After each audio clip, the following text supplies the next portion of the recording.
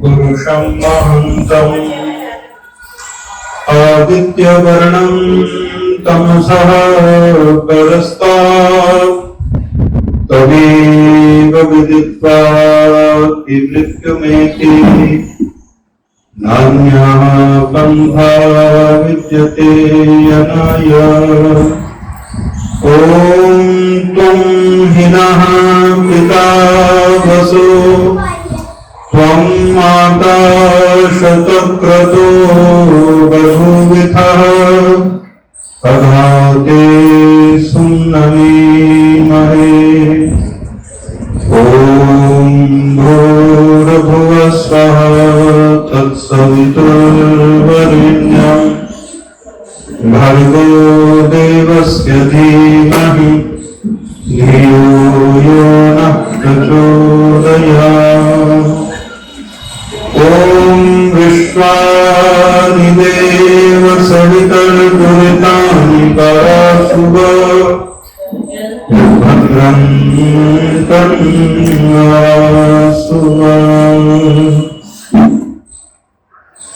मंच पर उपस्थित श्रद्धेय स्वामी जी महाराज, आचार्य संजय शास्त्री जी एवं जिनके मधुर भजनों का आनंद आप सभी ले रहे थे, ऐसे आचार्य देव जी, वंदनीय मातृशक्ति, उपस्थित पवित्र आत्मा, बहुत ही सुंदर यज्ञ का कार्यक्रम चल रहा है और हम सब इस बात पर विचार करने के लिए इकट्ठा हुए हैं कि ये राष्ट्र जो है किस प्रकार से उन्नति के मार्ग पे था और फिर धीरे धीरे जो है ये गर्त में चला गया, सारी व्यवस्थाएं भंग हो गई और हमें आज दुनिया में किस रूप में देखा जाता है। अब फिर भी कुछ स्थिति ठीक है और आगे भी आशा है ठीक रहेगी। आपने केवल एक वोट देना होता है, एक व्यक्ति अच्छे को चुन लो, फिर वो काम करता है, आपको नहीं करना। और हम सब ये समझते हैं कि जो सीमा पर लड़ता है, शहीद होता है, गोली खाता है, वही सैनिक है। और बहुत से नौजवानों ने, स्वतंत्रता सेनानियों ने इस राष्ट्र के लिए बलिदान दिए हैं। यदि आपसे मैं पूछूं इस समय, आप में से अब ऐसा कौन है जो देश के लिए बलिदान दे सकता है?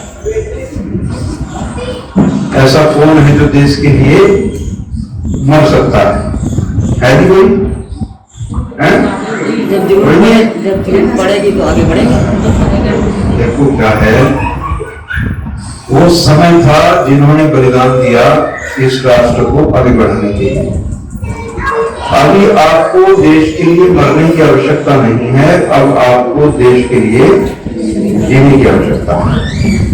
जो दो पार्ट है ना, जब बलिदान का समय था तो वो पीछे नहीं रहा। और एक बात ध्यान रखना, आप ये ना समझें कि आज वो लोग चले गए हैं। और मैं कई बार देखता हूं कि लोग बड़ी विचित्र बातें करते हैं, श्याम तू आजा, राम को भी कहते हैं तू आजा, अब दयानंद को भी कहने लग गया आजा, देव दयानंद आजा, बेवकूफों वाली बातें। जो व्यक्ति आया चला गया उसको दोबारा नहीं आएगा, ईश्वरीय व्यवस्था है।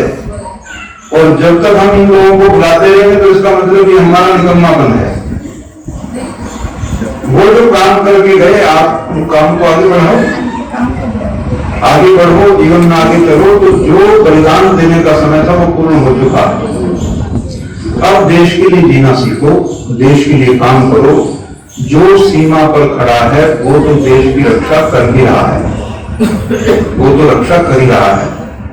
देश के अंदर जो आपकी और हमारी जिम्मेवारी है वो पूरी हमको करनी है। हर व्यक्ति सैनिक है, चाहे वो अध्यापक हो, वो भी सैनिक है। अगर वे समझे तो डॉक्टर भी सैनिक है, इंजीनियर भी सैनिक है। जब तक आपको अपने काम के प्रति गौरव महसूस नहीं होगा। अभी हम ये देखते हैं कि बस सेना की गाड़ी निकल जाए, मेरी बचपन से आदत है। मैं जब छोटा था ना तो गुरुकुल करतारपुर में पढ़ते थे, तो अमृतसर था हमारे पास ही, अमृतसर के पास तो कई बार ऐसा होता था कि बहुत सारी गाड़ियां सेना की निकलती थी, इतने टैंक निकला करते थे, और बहुत बार तो हमारे गुरुकुल में ही वो रुकते थे। जब कई बार निकलते निकलते काफिला कहीं रुकता था तो वहीं पड़ाव डालते थे। तो हम छोटे छोटे बच्चे थे, वो उनकी बंदूक चेक देखता था। सैनिक के प्रति हमेशा से एक सम्मान का भाव है, और अभी बड़ा दुर्भाग्य शायद पर सब सम्मान का भाव केवल सैनिक के प्रति बचा है सब, और किसी के प्रति। आप ये देख लीजिए, ब्राह्मण अपना गौरव खो चुका, अध्यापक अपना गौरव खो चुका, डॉक्टर अपना गौरव खो चुका, हर जो व्यक्ति काम करने वाला इंजीनियर है, वकील है, जज है, कोई जज के लिए भी कोई ताली बजाएगा उसको सलाम करेगा, कोई जज नहीं करता हो तो उसकी ताली बजाकर उसको स्वागत नहीं करेगा। क्यों नहीं करते आप स्वागत? क्यों नहीं करते? आप एक सैनिक को देख के आपके अंदर एक भाव भी पैदा हो जाता है। मैं अपने बच्चों को भी बोलता हूँ, जब हम कई बार गाड़ी में कहीं जा रहे होते हैं, कोई सेना की गाड़ी दिखते तो मैं बच्चों को बोलता हूँ जय हिंद करो, इनको ऐसा करो, जय हिंद करो, सब करो, ताकि उनको लगे कि हाँ। और अभी भी मुझे कहीं पे जाते हैं, कोई आयु में बड़ा हो तो मैं बच्चों को तो बोलता हूँ पैर, सब हमारे बच्चों को आदत है, सैनिक तो कोई मिल जाएगा तुरंत पैर छूएंगे, एक भाव है। लेकिन अब ये भाव सिर्फ सेना में है और कहीं नहीं। ये दुर्भाग्य है। काश ऐसा भाव डॉक्टरों के प्रति भी हो, काश ऐसा भाव अध्यापक के प्रति भी हो, काश ऐसा भाव एक वकील के प्रति भी हो, काश ऐसा भाव समाज के हर वर्ग के प्रति हो। कारण क्या है? कारण यह है कि हम अपने कर्तव्य का पालन करने में जो है वो गौरव महसूस नहीं करते। हमें लगता है हमारा काम बनता है। बहुत से लोग जो है जैसे पुरोहित हैं, आचार्य हैं, बिना बोले काम करोगे, चुपचाप देते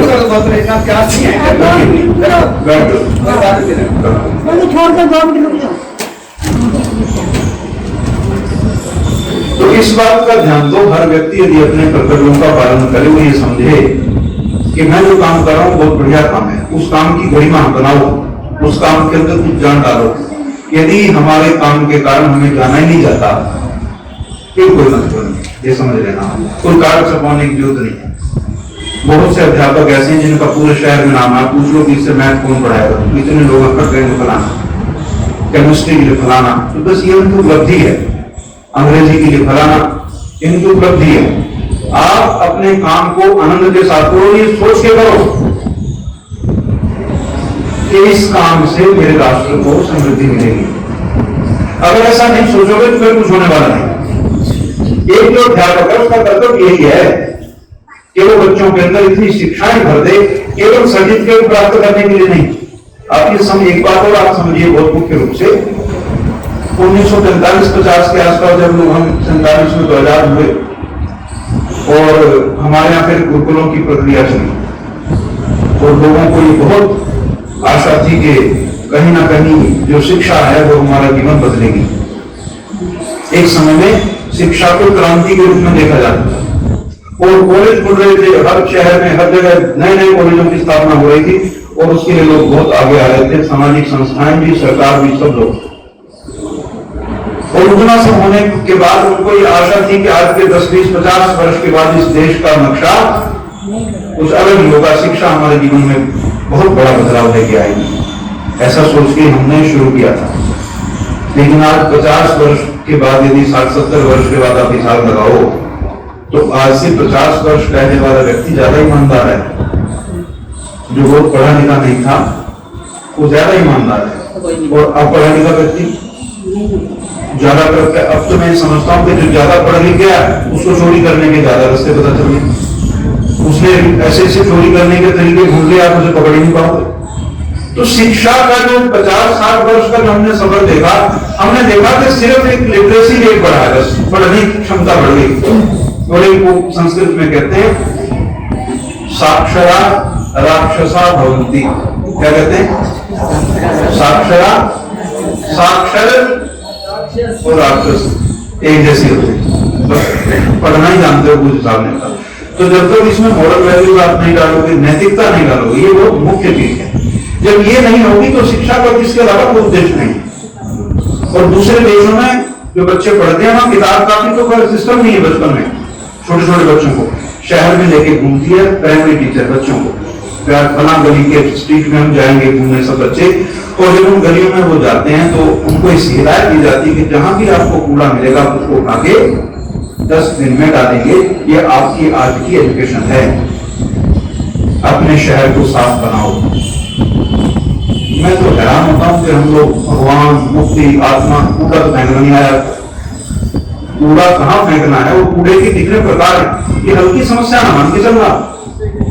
हम अपने लिए नर्क निर्मित करें, हमें आज भी नहीं पता गीला कूड़ा, सूखा कूड़ा, प्लास्टिक वाला कूड़ा, कांच वाला कूड़ा, इसके कैसे विभाग बनाने। हरा कचरे का हमें क्या करना है, वेजिस जो सब्जियां आप काटते हो उसके वेस्ट आपके पास क्या है, सब एक लिफाफे में ठूस के फेंक दिया, और फिर मंदिर में जाके मत्था टेकेंगे, भगवान की चर्चा करेंगे, सुबह शाम तक और सारा दिन कचरा कचरा कचरा मुंह में उठाएंगे, फूकते रहेंगे दिन भर। मैं थाईलैंड गया, मैंने देखा वहां हमारे आयुष्मान के कोने से सब लाल। वो भारत दूसरे देश में गुटखा बैन है, पर वहां ज्यादा महंगा मिलता है क्योंकि ब्लैक से लोग परसेंट अच्छी में लगेज में ले लेके आते हैं, वो बेचते हैं, और सब खा के थूक दिया हमने, सारा धन पार खा जाते। अब समझते बताओ कमाल की बात होती। जब इतनी सामान्य छोटी बातें, देखो ईश्वर का साक्षात्कार जब होगा तब होगा, उसके लिए आपको प्रयास करते रहना। परंतु यार जहां तुम रह रहे हो, पहले उस गली मोहल्ले को साफ रखो, वहाँ हाइजीन करो, वहाँ सुंदरता बिखेर दो चारों तरफ। जब आपके अंदर कोई आए समाज में तो इतना सौंदर्य होकर देख के हैरान हो जाए।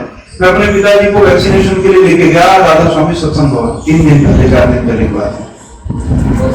मैं जब राधा स्वामी सत्संग भवन के अंदर गया ना, तो मुझे लगा कि मैं इस देश में नहीं हूँ, मुझे लगा मैं किसी दूसरे देश में, इतना साफ।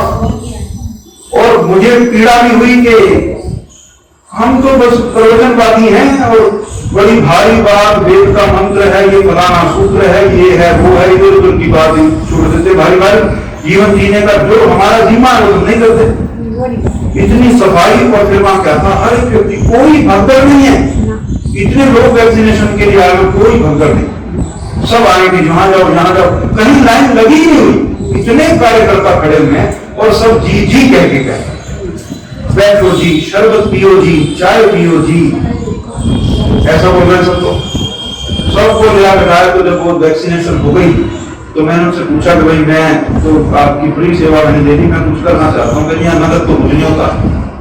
मैंने कहा फिर कैसे करें, तो मैंने कहा कुछ चीज दे दो। तो मैं फिर पिताजी को लेकर दुकान पर गया, 5 थैली दूध ली, और मैं उनको दे गया। मैंने कहा ये हमारी तरफ से इतनी सुंदर आपने व्यवस्था। और एक बात मैं उसको कह के आया, मुझे नहीं पता आपको कैसी लगेगी, मुझे कहनी चाहिए थी नहीं। मैं कभी, मैं तो आज समाजी आदमी हूँ, मेरी तो सारी जिंदगी तुम्हें गाली देने में बीत गई।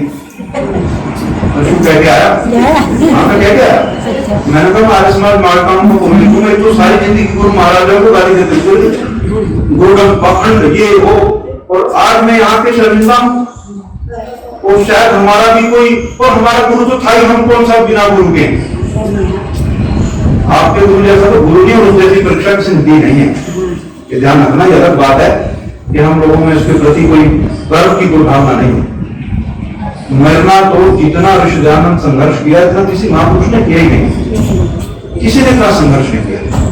भूखे रहे, बीच बीच में एक बार तो अलकनंदा के तट पे हम लोग बद्रीनाथ एक बार घूमने गए थे, तो मैं जब अलकनंदा के साथ साथ हमारी गाड़ी जा रही थी, तो मेरे मन में आ रहा था, और मैं आंखें मेरी गीली हो रही थी कि यही वो नदी है जहाँ हमारे, हम तो अपने स्वामी जी के हिसाब से चलते हैं। महाराज में ओखी मठ गए हम लोग, ओखी मठ।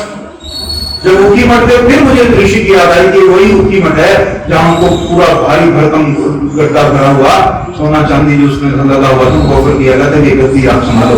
ओखी मठ तहसील, ओखी मठ के जो गए थे, तो वहां ऑफर हुआ था कि आप ये सब ले लो और इसकी मठ संभालो। उन्होंने कहा नहीं, इससे ज्यादा मैं घर छोड़ के आया। ऐसा आदमी मिलेगा नहीं, आपको ऐसा व्यक्ति मिलेगा ही नहीं। दिक्कत हमारी ये है कि तो हम उनके बारे में पढ़ते कम, फिर जो पढ़ते कम है तो दूसरों को सुनाने के लिए पढ़ते हैं। आप उनको कभी समझते नहीं इस बात को। आप में से हर व्यक्ति, जरूरी नहीं कि सब कुछ ही सब पढ़ जाओ, लेकिन एक बात ध्यान रखना, जितना पढ़ो उससे तो न्याय करो। बस एक बात समझ के जाओ, कुछ नहीं समझना इसके अलावा। जितना जानते हो संकल्प करो, उससे तो न्याय करूंगा कम से कम। ज्यादा जानने की कोशिश नहीं करूंगा, ये भी संकल्प लेकर, क्योंकि बहुत ज्यादा जानकारी से कोई बहुत लाभ नहीं आता। और एक बात ध्यान रखना, जितना ज्ञान उतनी जिम्मेवारी, जितना ज्ञान उतनी जिम्मेवार। ऐसा नहीं होगा कि आप बहुत कुछ जान जाए और फिर आप जो चाहें सो करें और उसको जस्टिफाई करें, ये नहीं हो पाएगा। इससे बेहतर है आप कम जाना हो, वो ज्यादा अच्छा है। कम से कम ये तो कहोगे कि मुझे पता नहीं था, आप वहां जाके कहोगे प्रभु मुझे तो कुछ पता नहीं था। अब जब हमारी जैसे आदमी की बारी आई तो पूछेगा बेटा लंका बोला आजा भाई बताओ, वेद भी पढ़े तुमने, दर्शन तुमने, कैसा जीवन रहा, जिस घर में गए क्या जिम्मेवारी निभाई, क्या किया, वो घर घर जाके प्रवचन करना, इसी बात को कहना बार बार जाके कि इन चीजों को संभालो। और लोगों को भी इस बात का पता है, बच्चों को भी इस बात का पता है कि किस प्रकार से, अगर एक मैं तो मोटा बात ये समझता हूं कि कोई ब्राह्मण यदि किसी घर में जा रहा है, कोई आचार्य यदि किसी घर में जा रहा है, उसके जाने से यदि उस घर में कोई फायदा कोई परिवर्तन है ही नहीं तो उसके जाने का कोई फायदा नहीं, याद ध्यान रखना। फिर तो फिर हम दक्षिणा बटोर रहे हैं, इससे ज्यादा कुछ नहीं, ये भी रोजगार है और इससे ज्यादा कुछ नहीं। तो इस बात का भी प्रयास करना पड़ेगा कि हमें जागरण लोगों की मानसिकता बड़े प्रयत्न करने पड़ते हैं, बहुत भारी प्रयत्न करने पड़ते हैं। एक कई बार तो क्योंकि पता कारण क्या है कि वर्षों हो गए उनको उस विचारधारा में डूबे हुए, आप कैसे रातों रात निकाल लेंगे, बड़ी दिक्कत हो जाती है। और कई बार हमें बड़ा सॉफ्ट भी चलना पड़ता है, और कई बार ज्यादा, कई बार बहुत अगला भी आदमी कई बार ऐसी विचित्र बात कह देता तो कष्ट भी होता है। तो ये बात आप हमेशा ध्यान रखो, आपको जाना जाएगा आपकी गतिविधियों से। आपके बच्चे की शादी हुई तो आपकी शादी करवाने कौन ब्राह्मण कौन आचार्य आया, आपने उसको विवाह कराने का कितना समय दिया, आपने उस विवाह मंडप की कैसी व्यवस्था कर रखी थी, आपने वहां साउंड की कैसी व्यवस्था कर रखी थी, क्या वो सारे कार्यक्रम से सर्वोत्तम व्यवस्था थी, या केवल सारा जोर नाचने गाने में लगा दिया गया, या केवल सारा जोर खाने पीने में लगा दिया गया, या सारा जोर केवल तैयार होने में लगा दिया। ये कोई गलती नहीं करता, हम लोग गलती करते हैं। जब कोई आर्य परिवार है और उसके घर में विवाह है तो लोगों को पता होना चाहिए कि आर्यों के यहाँ विवाह कैसे होता है। ये तो पता कैसे बताओगे आप, फिर आपकी शादी में कोई पंडित आके करा के तुम करे, ये तो वैसे ही नाम के आते हैं, इनके भी वही है। कई पंडित अब तो मैं बहुत दिनों से ना तो पुराने पंडितों में मेरा परिचय हो गया, तो कई बार मिलते तो मुझे कहते हैं पंडित जी आपके सदस्य तो हमारे पास भी आते हैं जन्म पत्री ले। मैंने कहा ये बात बताओ क्या करें, आते होंगे भाई, अपने मेल दिलवाने जाते हैं, ठीक है भाई, अब इसमें हम क्या करें। तो ये बात आपको हम सबको ध्यान करनी पड़ेगी, ये काम ना तो जटिल है ना सरल है, आपको सिर्फ इतना करना है। मैं आपको कठोर होने को नहीं कहता। अब देखो आप ये बात ध्यान रखो, किसी की अवहेलना करके आप कभी उसको जीत नहीं पाओगे। मैं तो इतना भी मन में स्थान रखता हूं कि मान लो कोई कांवड़ वाला गया तो उसके लिए भी शिविर लगा के उसकी सेवा भी करें, उसने लंबे समय से चल गया था। आप प्यार से और सेवा से तो किसी को परिवर्तित कर सकते हो, ताना मार के उसकी बेइज्जती करके आप कभी किसी को बदल नहीं पाओगे। हमारा जो स्वभाव है ना, मैं तो कई बार फेसबुक पे लिखता हूं कि मैं एक आर्य समाजी व्यक्ति हूं, ऐसा मैं लिखता हूं, और ये भारतवासी सब मेरे भाई हैं, और इनमें यदि कोई मेरा पौराणिक भी हो, कोई दूसरी पूजा पद्धति वाला भी हो तो वो भी मेरा भाई है। अगर कल उसके ऊपर आपत्ति आएगी तो मैं उसके लिए भी खड़ा होऊंगा। मैं ये सोचूंगा कि तो शिव जी की पूजा करने वाला फिटने तो नहीं, ऐसा नहीं होगा। आपको अपने हृदय बड़े करने पड़ेंगे, क्योंकि इस राष्ट्र में सब लोग रहते हैं और आपकी संख्या तो उतनी है भी नहीं। जितने दावे हम लोग करते हैं ना, जितना हम लोग दावा करते नहीं, ताज ठोकते अपनी चार दीवारी में बैठे बैठे खाना बोल देते हैं, इतने तो हम हैं भी नहीं, इतना तो हमारा कुछ स्थान नहीं दुनिया में। और मैं बता दूं सबसे बड़ी विफलता तो ये कि एक बार तो हमारे यही पत्र शब्द थे, लिफाफे जो थे दक्षिणा वाले आर्य समाज के लिफाफे, उसमें फोटो छाप दी विवेकानंद के नीचे लिख दिया जाएगा। हाँ ऐसा यहाँ हुआ हमारे यहाँ।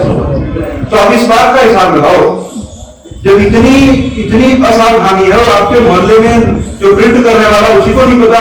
बहुत से लोग ये पूछते हैं कि अच्छा पंडित जी दयानंद और विवेकानंद तो एक ही थे। मैंने कहा नहीं, एक तो नहीं थे, अलग अलग थे।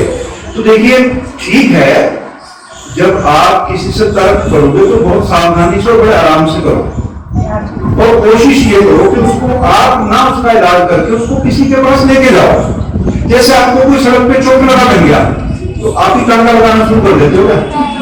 क्यों नहीं? आप जो डॉक्टर हो किसके पास लेके जाते हो? इसलिए ध्यान रखो, कोई ऐसा मति भ्रमित व्यक्ति, कोई दूसरी तरह का व्यक्ति आपको मिले तो आप नहीं उसको लाल करो, तो आप उसको अपने प्यार में लो। क्या करो? उससे प्यार में लो, उसके कार्यक्रमों में जाओ, वो जो जो वो कर रहा है उसका सम्मान करो, और फिर कभी उसको कहो कि आप देखो हम आपके यहाँ बहुत बार आए हैं और आप भी हमारे कार्यक्रम में चलिए। जो आपके कार्यक्रम में आएगा फिर वो आपकी व्यवस्थाएं देखेगा। लोग देखते हैं जब आपके घर में किसी की मृत्यु होती है तो आप संस्कार कैसे करते हो, ये देखते हो। आप जन्मदिन कैसे मनाते हो, ये लोग देखते हैं। आप बच्चों की शादियां कैसे करते हो, आप रिश्ते कैसे करते हो, लोग देखते हैं। मेरे पास तो शायद कोई ऐसी व्यवस्था भी नहीं कि आगे रिश्ते ही मिलते हैं हमें। जो आगे लोग हैं, जो आर्य परिवार हैं, उनकी बड़ी इच्छा रहती है कि हमें हमारी बेटी को परिवार जो क्या मिले, आर्य मिले।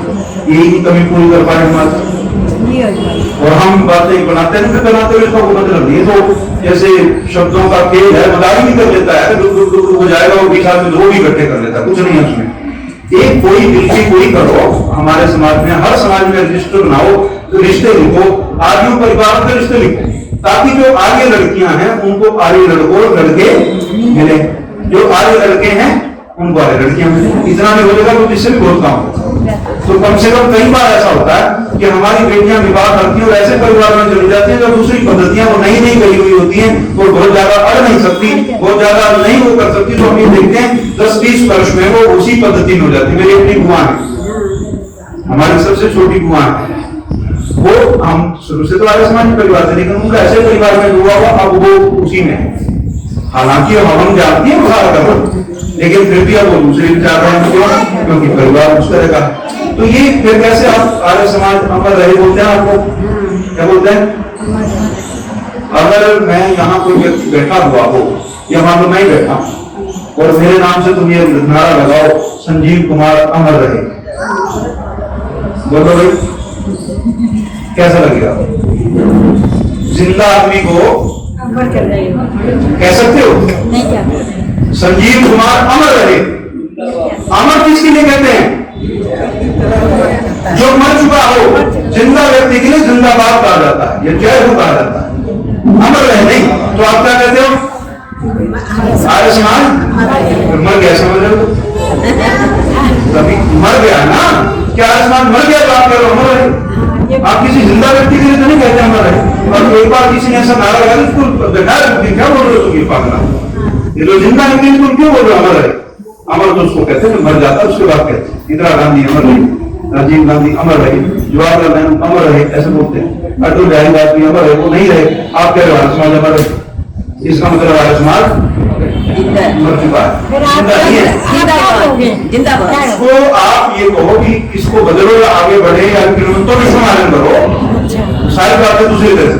तो इस बात को आपको ध्यान रखना पड़ेगा कि ये सारी प्रकार की बातें जब तक हमारे जीवन में नहीं आएंगी। और सबसे बड़ी जो बात है, वो सबसे बड़ा जो आक्षेप तो यही है कि हम लोग 1 मिनट से पहले अगले आदमी को बर्बाद कर देते। 1 मिनट से पहले कई लोग करना है, फिर सारा है, ऐसे नहीं, उसको प्यार से करना पड़ेगा। आप देखो भगवान शिव का एक नाम नीलकंठ है। क्या है? क्यों उनका नाम नीलकंठ है? जहर पिया था नीला नीले। कहां से आया था जहर? आज देवासुर संग्राम हुआ, उसमें सबसे पहले क्या निकला? हलाहल विष। क्या निकला? हलाहल विष निकला। अब जैसे जहर निकला भगे सब तो माल के चक्कर में थे ना, जहर कौन पिए भाई? तो सब भगने लगे। तो उन्होंने कहा बड़ी मुश्किल है, बताओ। तो उन्होंने पिया नहीं उसको। क्या किया? वो कहते तो कंठ में रख दिया, क्योंकि अगर पी जाते तो वो मर जाते, उगल जाते तो दुनिया मर जाती। अगर पी जाते तो वो मर जाते और उगल देते तो दुनिया नष्ट हो जाती। आप सब भी नीलकंठ बनो। क्या बनाओ? नीलकंठ बनो। बातों को, किसी की कड़वी कड़वी बातों को यहीं रख लो यहाँ। अगर तुमने उन बातों को दिल पे लगाया तो क्या होगा? क्यों नहीं? अगर उन बातों को आप दिल पे लगाओगे तो आप मरोगे, आपको परेशान हो जाओगे। और अगर आप उन बातों को उगल दोगे तो अगला रहेगा, तो फिर कौन सा रास्ता आपको जाए? नीलकंठ बनो। इनको समझाया हो बात, जो मिले उसको समझाओ। नीलकंठ का मतलब है कि उस आग को जो जिह्वा में बैठी हुई है, जो कठोर शब्दों का उच्चारण है, उसको आप रोक लो, यही रख लो बस। और दिल पे लगाओगे तो तुम्हारी हानि, तुम बोलोगे तो दूसरों की हानि। तो सबसे बढ़िया उपाय है उसमें आरोप, तो ना दूसरे की हानि अपनी हानि। इस बात का विचार करेंगे तभी उन्नति तो संभव है, वरना तो संसार के श्रेष्ठ कार्य हम लोग कर ही रहे हैं। ऐसा नहीं है कि हम लोग संध्या नहीं करते, ऐसा नहीं हम लोग यज्ञ नहीं करते, हम सब कर रहे हैं। पर इसके साथ साथ एक बात दूसरी है कि जो करते करते भी हमारी उन्नति हो नहीं रही, ये सब करते हुए भी हमारी उन्नति नहीं हो रही। इसका क्या उपाय है? बस ये सिर्फ एक कर्मकांड। एक बार ध्यान रखना, मैं कई बार कहता हूं तो लोग इस बात को लेकर बड़े परेशान हो जाते हैं। एक बार ध्यान रखना, जिन अर्थों में मूर्ति पूजा पाखंड है, जिन अर्थों में मूर्ति पूजा पाखंड है, उन्हीं अर्थों में लगभग ये भी पाखंडी है। अगर उन्हीं अर्थों में चलोगे तो ये भी आप भी, तुम वहीं से उससे आगे हम भी जान ही रहे ना। हम उसको कह रहे भगवान नहीं है, तो हम भी यहाँ कुछ प्रक्रियाएं पकड़े बैठे हैं। हमने तो अपना जीवन आज तक आहुत नहीं किया, क्वांटम सामग्री को बैठे, ये जीवन तो बताओ ना, नहीं पता चले तब अपने उस अग्नि को, वो हम को नहीं लगती रही सारी जिंदगी अग्नि, वो जितनी वो अग्नि हमन कुंड से आपके हृदय तक तो आई नहीं, और वो अग्नि हमन कुंड से जिसके हृदय में आ गई वो टिक के बैठा नहीं। हम तो बीमार आदमी है, कई बार हमें अफसोस भी होता है कि हम इस विचारधारा में क्यों घुसे आ गए। कुछ और कर पा रहे तो बड़ी समस्या ये हो गई कि हम कितना भी विद्रोह करेंगे, कितना भी विद्रोह करेंगे तो भी पुरानी नहीं हो सकते। समझा? अब मरो जियो घुटो, यही विचारधारा लेके चलनी है। और अब इसको इतना समझ चुके हैं कि अब दूसरा कुछ ठहरता भी नहीं, दूसरी कोई विचारधारा नहीं ठहरती, और वो नहीं ठहरेगी तो अब आप समस्या में है। तो इस बात का आप ध्यान रखो भाई। आर्य समाज के कितने पुरोहित होंगे पानीपत में? कितने पुरोहित होंगे? 8 भी नहीं होंगे, 10 है, इतने भी नहीं है। 7 तो कुल समाधि हैं पानीपत में, जिनमें से कहीं तो ऐसी इसमें पुरोहित नहीं है, कुछ तो है ना। तो इस बात का आप ध्यान रखिए, जो पुरोहित आपको पता है उन पुरोहितों को आप अपने घर में निमंत्रण करने के अवसर पैदा करिए। दूसरा व्यक्ति क्या करेगा जब आप ही नहीं करोगे? वेद के रक्षक का तो जिम्मा आप लोग और हम लोग लेते हैं, दूसरा आदमी तो क्या मतलब है? वो तो दूसरों को पता भी नहीं है, वो कैसे करेंगे? उनको तो पता ही नहीं है। वो तो एक बार यहाँ हम हुआ तो हमने देखा, वो चौपाई से हवन कर दिया, उन्होंने चौपाई चलाई और हनुमान चालीसा श्रवण कर दिया। तो अब ये देखो, आप इसको दोष भी नहीं कह सकते, दोष इसलिए नहीं कह सकते कि मेरे बगल में तो मैं रोशनी फैला नहीं पाया, मेरे बगल में मैं प्रकाश नहीं दे पाया। तो बात इस बात का ध्यान हम सबको रखना है कि जो प्रकाश है ना, प्रकाश, उसके सामने अंधेरा किसी भी मात्रा में नहीं रुक सकता। प्रकाश के आगे अंधकार किसी भी मात्रा में नहीं रुक सकता, किसी भी मात्रा में नहीं रुक सकता। आप में थोड़ा सा रह जाएगा, थोड़ा भी नहीं रहेगा नहीं। प्रकाशमान बनो। और सबसे बढ़िया जो जरूरी बात है उस बात का ध्यान रखो, जैसे आपकी आयु ज्यादा हो गई तो कम से कम लेख राम की, गुरुदत्त विद्यार्थी की, गुरजानंद की, ऋषिदानंद की, इस सबकी जीवनी पढ़ लो बस। अगर केवल आप जीवनी की पढ़ लोगे ना तो तब आएगा, तब दिल पे बात कर जाएगी आपकी। और एक अच्छी उम्र में बचपन से में पढ़ लोगे तो क्या कहना है, क्योंकि बच्चे ना कोमल होते हैं। बच्चे कैसे होते हैं? सेंसिटिव। और बड़ा आदमी चालाक होता है, वो उतना ही असर अपने ऊपर आने देता है जितना जरूरी है, उससे ज्यादा वो कम नहीं होता। आप सोचोगे किसी आदमी को मैं बता दूं रेयर ऑफ रेयर होता है, बहुत कम ऐसे लोग होते हैं जिनके पूर्व जन्म के कोई ऐसे संस्कार रहे हों तो वो व्यक्ति बदल पाते हैं। अन्यथा परिवर्तन का सबसे बढ़िया समय कौन सा होता है? बचपन। और उस बचपन में आज जो कि उनका बच्चों का गुरु ये है, सबसे खतरनाक बात ये है, पहले ये सब चीजें नहीं थी तो बूढ़ों के पास बच्चे बैठ जाते थे, कहानियां सुनते थे, वो अपने जीवन के कुछ प्रसंग सुनाते थे और वो इतनी सच्ची कहानियां सुनाते थे और उनके मन के अंदर वो भाव पैदा होते थे, उनके अंदर वीरता पैदा होती थी। वो बताते थे कि यहाँ का ऐसा हुआ ऐसा हुआ, तो एक पूरी कहानी की जैसी बात थी। आज आपको सुनाते नहीं और आज आपके बच्चों को ये सुनाता है। और इसमें कोई फिल्ट्रेशन नहीं है। क्या नहीं है? फिल्ट्रेशन समझते हो? छन्नी नहीं है। एक पिता जब अपने बच्चे को बात बताएगा तो छन्नी लगा के बताएगा, जितनी जरूरी है उतनी बताएगा, उससे ज्यादा नहीं बताएगा। लेकिन ये इसको कोई हिसाब नहीं है। आप पता चले पढ़ रहे हो, बीच में ऐसा वीडियो आ जाएगा, छोटी सी एडवर्टाइजमेंट, आपको बच्चा पूछने आ जाएगा पापा ये क्या, आप इतना महसूस करोगे कि उसको मैं क्या समझाऊंगी क्या। फिल्ट्रेशन नहीं है। तो इससे पहले कि वो इसे अपना गुरु बना दे, आप अपना स्थान बनाइए घर में, कोशिश करिए। बड़ा भीषण समय है।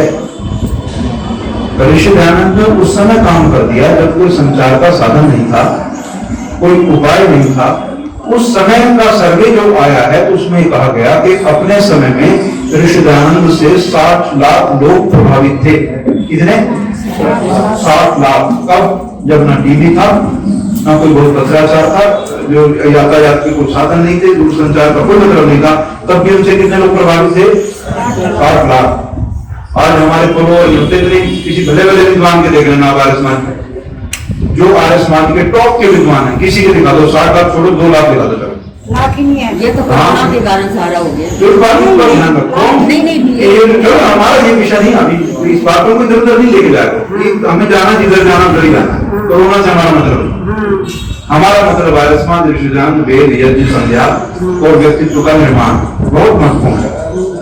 जब आप जिम्मेवारी लोग, छोटे छोटे बच्चे आपकी गोद में होते हैं, आप कभी विचार नहीं करते इस बात के ऊपर। एक छोटा सा बच्चा ईश्वर आपकी गोद में लेता है, आप बोलते हो तो बच्चा भी क्या बोलता है? आप का बोलते हो तो बच्चा क्या बोलता है? आप समझ सकते हो कि इससे अच्छा फॉलोअर दुनिया में हो सकता है? हो सकता है क्या? जो आप बोलते हो वही हूबहू, जो आप करते हो हूबहू वही करता है। हमारे दादाजी की कमर झुक लीजिए, मैंने छोटे बच्चे से पूछा करते थे, दादाजी कैसे चलते हैं? ऐसे कमर पे आकर के चलते हैं। ऐसा सब बच्चे करते हैं। इस बात को समझो, इतना अच्छा आपकी गोद में परमात्मा ने आपका फॉलोवर दिया, ऐसा क्या हो गया 20 वर्ष के बाद? आप कहते हो इधर जा, वो कहता है इधर तो मैं जाऊंगा नहीं, मैं उधर। क्या हो गया ऐसा? बताओ मुझे, जवाब दो। मुझे फर्क नहीं है। हर घर बर्बादी की कगार पर खड़ा हुआ, ये बात ध्यान रखना। हर घर टूटने के कगार पे। बच्चे पिता की विरुद्ध दिशा में गति कर रहे हैं, पिता के अनुकूल नहीं है। और जब ये संस्कार होते हैं, अभी होने लगे, पहले नहीं होते, क्योंकि हम लोग घर जाते हैं तो 7वें महीने की गोद भराई करते हैं। तो मुझे वो कहते हैं पंडित जी गोद भराई करनी है, तो मैंने कहा बिल्कुल ठीक है, गोद भराई करनी है। तो मैं उसमें सीमंतों में संस्कार डाल देता हूँ। सीमंतों में जो 7वें के महीने में होता है गर्भ का, तो उसमें वो सारी बातें उनको डालता हूँ। अब उनको इस बात का पता, कहते जी ये प्रक्रिया कभी किसी ने नहीं करवाई। तो मैंने कहा कौन करवाएगा? जब किसी को पता होगा तो करवाएगा। उसमें ये है, वो बैठती है और बहू के सिर में जो उसका पति है वो तेल ऐसा ऐसा करके तेल लगाता है, कंघी से उसके बाद कमाता है। आपके मुझे लगता है आपके घर में भी कभी हुआ होगा सीमंतों में हम संस्कार। मुझे नहीं पता आर्यों के घर में भी हुआ होगा। आप इसकी कल्पना नहीं कर सकते कि जब एक बेटी के पेट में बालक है और उसका पति प्यार से उसके सिर में कंघा कर रहा है, उससे जो प्रसन्नता की तरंगें पैदा हो रही हैं, वो प्रसन्नता की तरंगें उस बच्चे के हृदय में जम जाएंगी, उसके हृदय में प्रसन्नता पैदा हो जाएगी। सबसे पहले पता क्या बनता है? न्यूरॉन्स 4 वीक्स में डेवलप हो जाते हैं, 4थे हफ्ते में क्या बनते हैं? न्यूरॉन। न्यूरॉन पता क्या करते हैं? न्यूरॉन जो है इमोशन कैप्चर करते हैं। क्या करते हैं? इमोशन कैप्चर करते हैं। तो इमोशंस क्या है? चिढ़ना, खुश होना, नाराज होना, ये सब क्या है? इमोशन है। तो जब वो अब बेटी के पेट में तो बालक है, वो देख रही है सास बहू और साजिश। क्या देख रही है? सास बहू और साजिश। अब उसको क्या ट्रेनिंग चल रही है भाई? साजिश। और फिर ऊपर से तरह तरह के नाटक रहे, पढ़ना नहीं, दिखना नहीं, गोलगप्पे ले आते, पकौड़े ले आते, समोसे ले आते, आज मैं पल्ले खाने हैं। वो क्या काम? मैं तपस्या नहीं समझते। तुम क्या है? नहीं समझते तपस्या। तपस्या वो है जब एक बच्चा आपके पेट में आ गया तो उस समय हर प्रकार का जो दुर्व्यवहार है आपको छोड़ देना, यही तपस्या। हर प्रकार का चटपटा खाना छोड़ देना आपकी संतान का सवाल है भाई। यदि आप इसको महत्वपूर्ण नहीं समझते फिर जो आपके मन में आए वो करिए। और यदि आपको शास्त्र को समझना है, यदि आपको समाज संभालना है, तो आपको बच्चे संभालने होंगे। हम लोगों का समाज पर बहुत ज्यादा प्रभाव और अधिकार नहीं है। किसका ज्यादा है? बच्चे भविष्य हैं। यदि आज से सोच लोगे कि मैं अपने बच्चों को कहानी सुनाऊंगी, जब मुझे 10 रुपए देने पड़े, पोते को बुला के 10 रुपए देने पड़े, 10 रुपए दूंगी मेरी कहानी सुन, क्या पॉपकॉर्न ला के दूंगी, कुछ भी दूंगी। अगर एक उसे अच्छी कहानी आप सुना दोगे, आपके 10 रुपए के चक्कर में उसके अंदर कोई भावना बैठ गई तो वो भावना जिंदगी भर उसकी रक्षा करेगी। यहाँ नारे लगाने से रक्षा नहीं होती। वेद की ज्योति जलती रहे, आप वेद की ज्योति जलती रहे कहते रहे, यहाँ ज्योति आपको कुछ नहीं पता नहीं चलता। हाँ, वेद कौन वेद पढ़ेगा? जो वेद पढ़ेगा उसकी तो आत्मा को ठंडी कर देते लोग। आपका कौन बच्चा मुझे हाथ खड़ा करके बताओ जिसने अपने बच्चे को पुरोहित बनाया? बोलो भाई, बोलो किसने पुरोहित बनाया? वो बैठे मेरे पिताजी पीछे, पिताजी हाथ खड़ा कर देना, ये किसने बनाया अपने बच्चे को पुरोहित? जान को वापस रखिए। आप मुझे बताओ भाई, वेद तुम अपने बच्चों को पढ़ाओगे नहीं, और जो वेद पढ़ के काम करेगा तुम उसके उसके रास्ते में कितने बिछाओगे? कुछ नहीं होता भाई, मुश्किल है, बहुत मुश्किल है, तुम्हारा कल्याण होना मुश्किल है। इतने मरे हुए मन के हैं कि जाके खड़े होने में भी कांपते हैं। अरे भाई, ऐसे भगोड़े आदमी से क्या तुम धर्म की रक्षा की उम्मीद करो? बहुत मुश्किल है। धर्म के लिए तो मरना पड़ता है, लड़ना पड़ता है, आगे बढ़ के काम करने पड़ते हैं, जब तुम पे इल्जाम लगे जो मर्जी हो, घबराना नहीं चाहिए कभी भी। और हम ये देखते हैं कि बताओ महाराज, साथ खड़े होने में भी कांप रहे हो, फिर तुम छोड़ दो भाई, जाओ अपने घर बैठो, टीवी टूवी देखो, चित्रहार देखो, फिल्म देखो, तुम्हारे बस की नहीं। और यदि यहाँ आए हो, चिंगारी लेके जाओ, मैं तुम्हें नहीं कहता गोली चला दो, जो सत्यवेद से खड़े हो जाओ, तुम्हें खड़े होने में डर लगा, बने हुए तुम वेद प्रचार करेंगे, फलाना करेंगे, कैसे कर लोगे? नहीं कर पाओगे। तो बात मुख्य रूप से है कि आप ऐसा माहौल बनाइए कि बच्चों में वेद पढ़े। हम लोग यहाँ कक्षा देते थे, कोरोना की वजह से नहीं ले पा रहे, हमारी कक्षा वेद की शाम की चला करती थी, और मैंने ऐसी योजना बनाई थी कि बच्चों की संस्कार कक्षा भी शुरू करेंगे। तो ये सब बीमारी जो ऐसी महामारी है, इसने हमारा सारा सिस्टम जो खराब कर दिया। तो आगे भी खैर ऐसा नहीं है, हमको निरुत्साही नहीं है, आप इस बात को समझे, हमारा उत्साह कोई कम नहीं, पूरा समाज खड़ा हुआ है, कोई 10-20 लोग से हमारा कोई मतलब नहीं, हमारी पूरी दुनिया है, हमें उन सब लोगों पे काम करना है, और ये हमारा कर्तव्य है। और जो रिश्तेदार ने जो बात दिमाग में बैठा दी, मैं नहीं कह रहा कि मैं महापुरुष हूँ, ये बात समझ लो आप, मैं कोई महापुरुष नहीं हूँ, लेकिन जितनी मेरी समझ में आ गई उतनी तो मैं करता हूँ, जितनी समझ में आ गई ना उतनी करता हूँ ना, ऐसी बात नहीं। उससे आगे भी जब बात बढ़ेगी तो आगे भी देखिए, कोई बात नहीं। और हमारे पिताजी की तो इच्छा है, मैं बता दूं आज आपको, मेरे पिताजी की पता क्या इच्छा है? अब मेरा दूसरा भाई तो है नहीं, मैं अकेला बताऊं, अब भी ये आदमी चाहता है कि मेरा बेटा सन्यासी बने, इसी इच्छा है। हाँ, अब भी उसकी इच्छा है कि ये सन्यासी बने, तो सन्यास लेना, और इसकी इच्छा ऐसी। तो कैसे हो गई है, कैसे आ गई मन में बात? एक ही एक बच्चा है, उसको भी सोचते सन्यासी हो जाए। और पता क्या कहते हैं, अगर तुम सन्यासी हो गए तो हमारे परिवार के बड़े गर्व की बात, ऐसी बात तो कहां से मिल रही है? बहुत गुरुकुल तो नहीं गए, बहुत पढ़े लिखे नहीं है, ऋषिदान की कृपा है, आर्य समाज का आशीर्वाद है। यदि आप इस संस्था से हृदय के साथ जुड़ोगे और इन विद्वानों के साथ दिल से जुड़ोगे, इतना कुछ मिलेगा आपको, आप नहीं कल्पना कर पाते, आपको कुछ झुका नहीं पाएगा दुनिया, आपके बच्चे वीरों की तरह दुनिया में खड़े रहेंगे, ऐसा होगा। आर्य समाज ये देता है, आर्य समाज ये सिखाता रहूं। तो मेरा समय 10 मिनट का उल्लंघन हो गया, मैं आपसे माफी चाहता हूँ, और आप सबने बड़े ध्यान से सुना, इसके लिए आप सभी का बहुत बहुत धन्यवाद।